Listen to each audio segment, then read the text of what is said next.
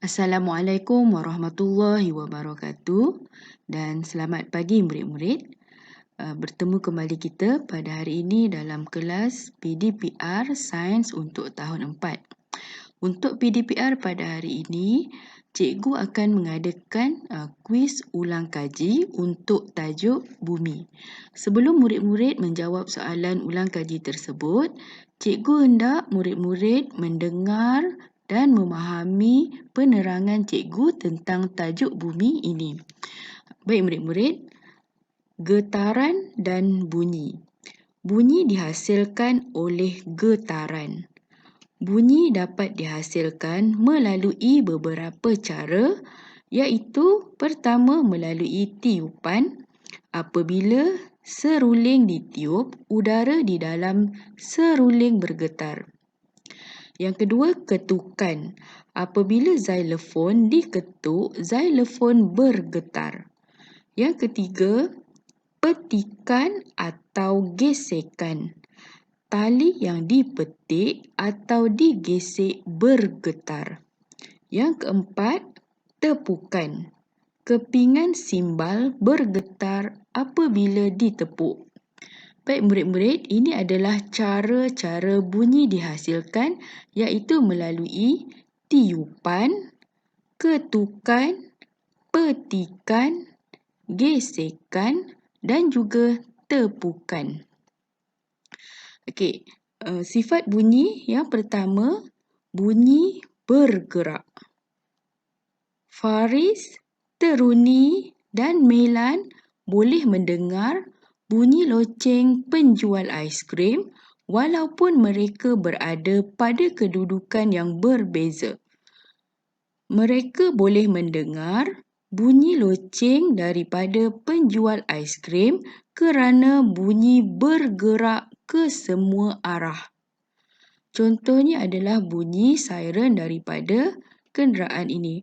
Boleh didengari di kesemua tempat kerana bunyi bergerak ke semua arah.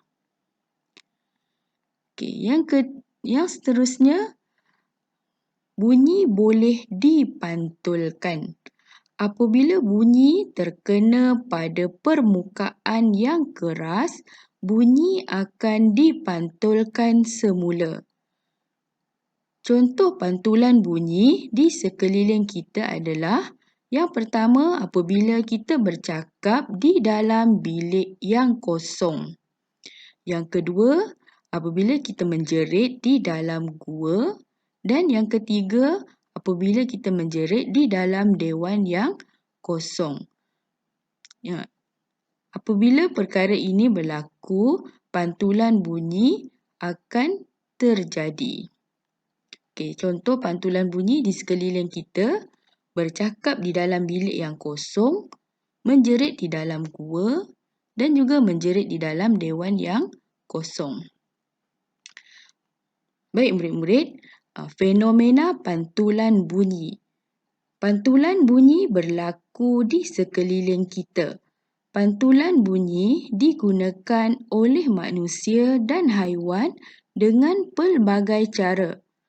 Contoh fenomena pantulan bunyi yang pertama, gema. Gema ialah bunyi yang terhasil apabila bunyi dipantulkan pada permukaan yang keras. Yang kedua, ultrasonik.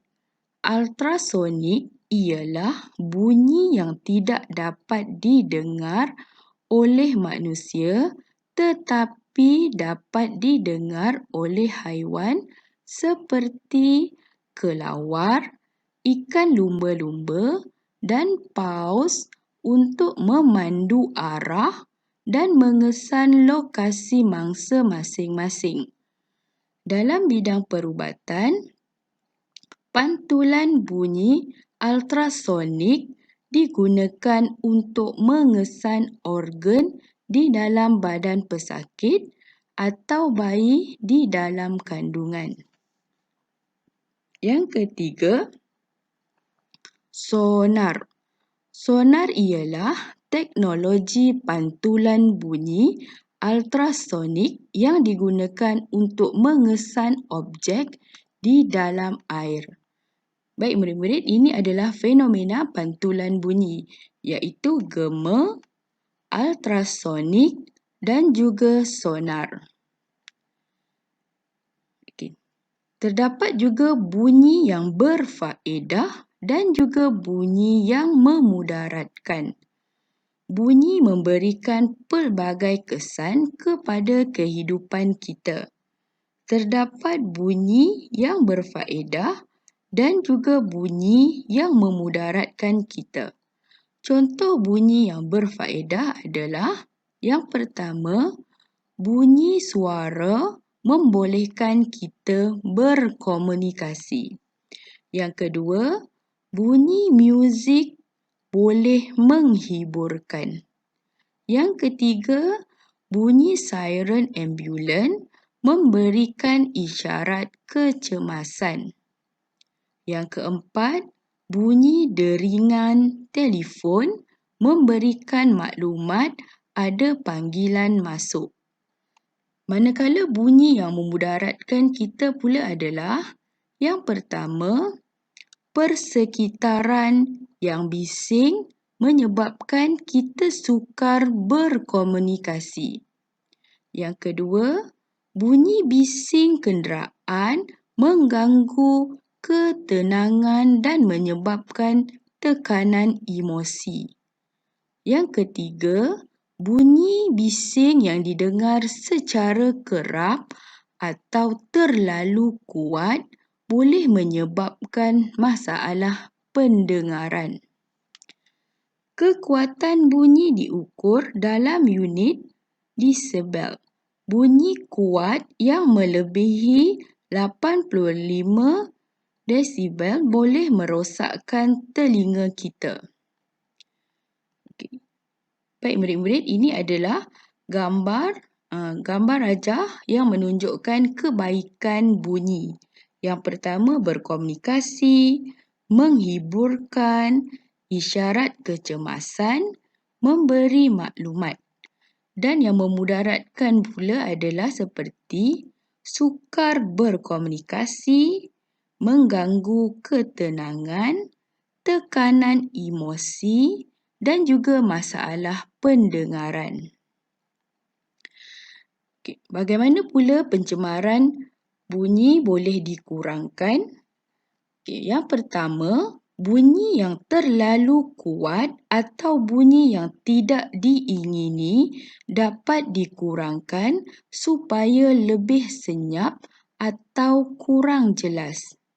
Contohnya, petugas di landasan kapal terbang menggunakan pelindung telinga untuk melindungi telinga supaya tidak rosak akibat bunyi pesawat yang terlalu kuat. Yang kedua, penyerap bunyi seperti permaidani, langsir dan tingkap dapat mengurangkan getaran bunyi. Yang ketiga, penggunaan pokok dapat membantu mengurangkan pencemaran bunyi di persekitaran kita. Untuk menghentikan bunyi pada jam loceng tanpa mematikan suisnya, kita boleh memberhentikan getaran pada bahagian penukul locengnya. Baik murid-murid, ini adalah cara untuk mengurangkan pencemaran bunyi. Yang pertama, menggunakan pelindung telinga. Yang kedua, menggunakan alat ataupun bahan penyerap bunyi seperti permaidani, langsir dan juga tingkap. Dan juga penggunaan pokok. Baik murid-murid, setakat ini dulu penerangan cikgu mengenai tajuk bumi. Murid-murid boleh mendengar penerangan cikgu berulang-ulang jika murid-murid ingin memahami dengan lebih lagi tentang tajuk bumi, ataupun murid-murid boleh rujuk di dalam buku teks tentang tajuk bumi ini ya. Okay, setelah murid-murid mendengar penerangan daripada cikgu ini, murid-murid bolehlah menjawab soalan kuis yang telah cikgu sediakan di dalam Google Form yang cikgu beri. Cikgu akan berikan link ataupun pautannya di bawah. Cikgu berharap murid dapat menjawab soalan berikut dengan betul. Cikgu berharap juga murid-murid mendapat markah yang tinggi ya.